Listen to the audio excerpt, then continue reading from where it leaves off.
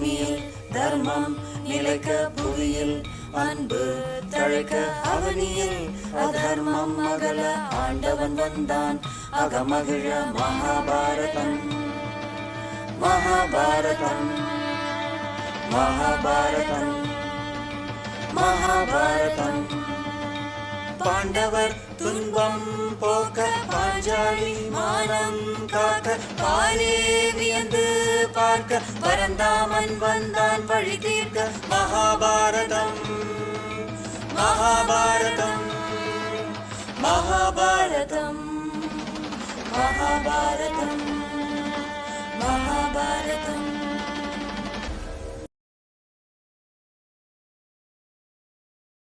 ஆனந்த சந்திரிகையின் அன்பான வாசகர்களுக்கு வணக்கம்.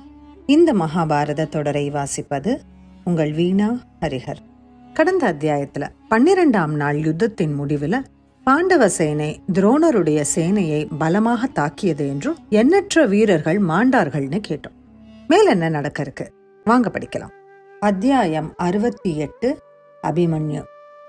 13ஆம் நாள் விடிந்ததும் துரியோதனன் மிகுந்த கோபத்துடன் துரோணரிடம் சென்று வணங்கி, ஆச்சாரியரே, அருகில் இருந்த தருமனை நேற்று பிடிக்காமல் விட்டுவிட்டீர். எங்களை காப்பாற்றும் கவலை உமக்கு இருந்திருந்தால் நேற்று நிகழ்ச்சிகள் நடைபெற இடமிருந்திருக்காது. உண்மையில் தருமரை பிடிக்கும் எண்ணம் உமக்கு உறுதியாக இருப்பின் உம்மை எவரால் தடுக்க முடியும்? நீர் எனக்கு தந்த வரம் நடைபெறாமல் இருப்பதற்கான காரணம் எனக்கு தெரியவில்லை என்று குற்றம் சாட்டி பேசினான்.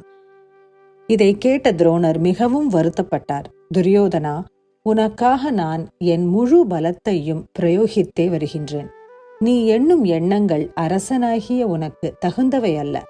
யுதிஷ்டிரனின் பக்கத்தில் அர்ஜுனன் இருக்கும் வரை நம் எண்ணம் நிறைவேறாது. இன்றும் அர்ஜுனனை அப்புறப்படுத்தி தருமனை பிடிக்க முயற்சி செய்வேன் என்று தன் கோபத்தை அடக்கிக் கொண்டு துரியோதனனை சமாதானப்படுத்தினார். அதற்கேற்ப அன்றும் சம்சப்தகர்கள் அர்ஜுனனை போருக்கழைத்தார்கள். அவனும் அவர்களை எதிர்த்து தெற்கே சென்றான். அர்ஜுனன் தெற்கே சென்றதும் துரோணர் தன் படைகளை சக்கரவியூகமாக வகுத்து தருமனை தாக்கினார்.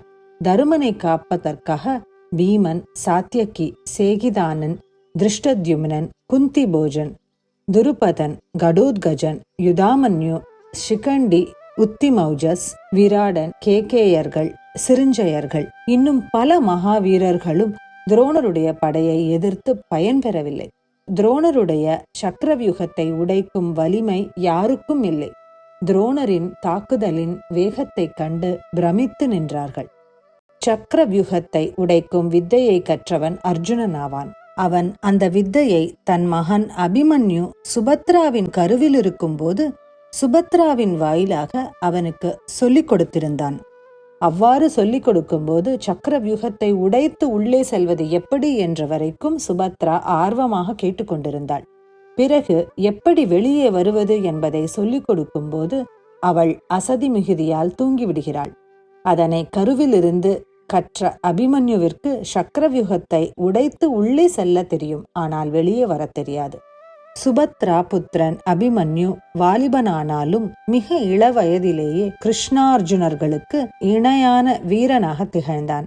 அவனை தருமன் கூப்பிட்டு, ஆச்சாரியர் துரோணர் நம்மை மிகவும் வாட்டுகிறார்.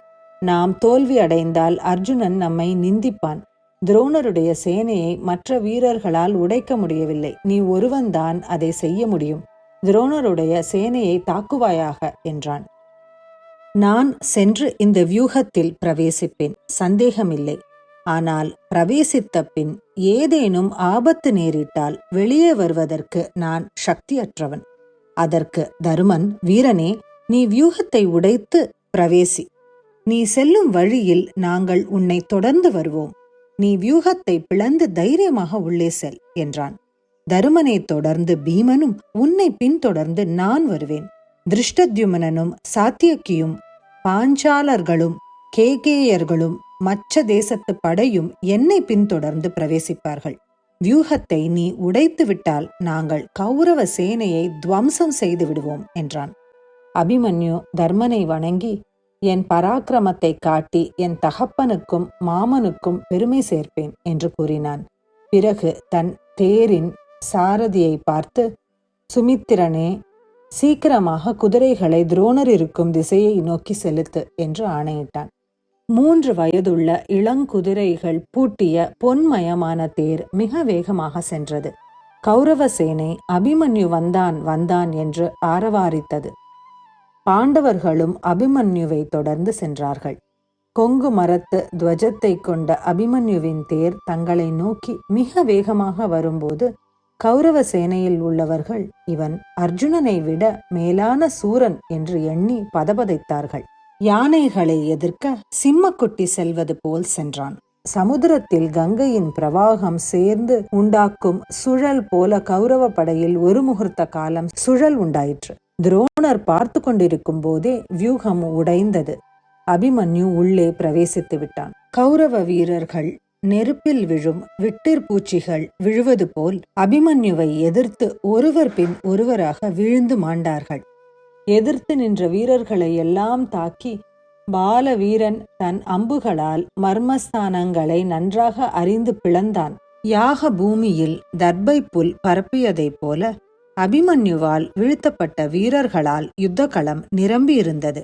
அபிமன்யுவால் ஏற்பட்ட நாசத்தை கண்டு துரியோதனன் மிகுந்த கோபம் கொண்டு தானே சென்று அபிமன்யுவை எதிர்த்தான்.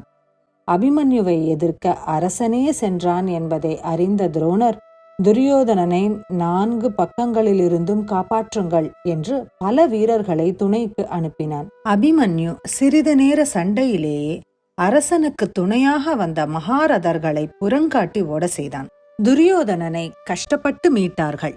கைக்கு கிட்டியது வாய்க்கு கிட்டவில்லையே என்று அபிமன்யு வருத்தப்பட்டான். அதன் மேல் யுத்த தர்மத்தையும் வெட்கத்தையும் விட்டு பல வீரர்கள் ஒன்று கூடி தனியாக இருந்த பாலனை சூழ்ந்து கொண்டு ஒரே சமயத்தில் தாக்கினார்கள். துரோணர், அஸ்வத்தாமன், கிருபர், கர்ணன், சகுனி, சல்லியன் முதலிய மகாவீரர்கள் அனைவரும் தங்கள் ரதங்களில் இருந்து கொண்டு அபிமன்யுவை தாக்கினார்கள். அசுமகன் என்ற ஒரு ராஜன் தன் ரதத்தை மாய வேகமாக ஓட்டி அபிமன்யுவின் மேல் பாய்ந்தான். அபிமன்யு சிரித்து கொண்டே அந்த பாய்ச்சலை தாக்கி அவனை பாணத்தால் வதம் செய்தான். பிறகு கர்ணனுடைய கவசத்தை பிளந்து அவனை திணற செய்தான். சல்லியன் நன்றாக அடிபட்டு மூர்ச்சையாகி விழுந்தான். அதனை கண்ட சல்லியனின் தம்பி அபிமன்யுவை தாக்கினான். அபிமன்யு அவன் தேரை பொடி பொடியாக்கி அவனையும் வதம் செய்தான். இவ்வாறு மாமன் வசுதேவனிடமும் தகப்பன் அர்ஜுனனிடமும் கற்ற வித்தைகளை அபிமன்யு கையாண்டு பகைவர்களை அழித்ததைக் கண்ட துரோணர் அருகிலிருந்த கிருபரிடம் அபிமன்யுவின் வீரத்திற்கு நிகர் வேறு யாருமில்லை என்றார். அதை கேட்டுக்கொண்டிருந்த துரியோதனனுக்கு பொறுக்க முடியாத கோபம் பொங்கிற்று. ஆச்சாரியார் அர்ஜுனனிடம் கொண்ட அன்பினால் அவனுடைய பாலனை பாராட்டி அவனை கொல்லாமல் இருக்கிறார் என்று குற்றம் சாட்டினார். உடனே துச்சாதனன், இந்த மூட பையனை நான் கொன்று தீர்த்து விடுகின்றேன் என்று சொல்லி சிம்மநாதம் செய்து அபிமன்யுவை தாக்கினான். துச்சாதனனும் அபிமன்யுவும் வெகு நேரம் போர் செய்தார்கள். முடிவில் துச்சாதனன் அடிபட்டு மூர்ச்சையாகி விழுந்தான். உடனே துச்சாதனனுடைய சாரதி அவனை போர்க்களத்திலிருந்து விலக்கினான். பலசாலியான துச்சாதனனுடைய தோல்வியைக் கண்டு பாண்டவ சேனை சந்தோஷம் முழக்கம் செய்தது. அபிமன்யு கர்ணனுடன் போர் செய்து அவனுடைய வில்லை அறுத்தான். இதை பார்த்து கர்ணனுக்கு உதவ வந்த வீரர்களின் தலையை தரையில் உருள செய்தான். இதையெல்லாம் பார்த்த கௌரவ சேனை கலையத் தொடங்கியது. துரோணர் அனைவரையும் ஓடாதீர்கள் ஓடாதீர்கள் என்று தடுத்து நிறுத்த வேண்டியதாயிற்று. இந்த அத்தியாயத்தோட நிறைவுக்கு வந்துட்டோம். இவ்வளவு பேரையும் தனித்து நின்று அபிமன்யு யுத்தம் செய்யும் போது அவனை தொடர்ந்து வந்த பாண்டவ சேனைக்கு என்னவாயிற்று? அவர்கள் ஏன் தொடர்ந்து சக்கரவியூகத்திற்குள் வர முடியவில்லை? பொறுத்திருந்து பார்ப்போம். அடுத்த அத்தியாயத்தோட உங்களை சந்திக்கும் வரை உங்களிடமிருந்து விடைபெறுவது உங்கள் வீணா ஹரிஹர்.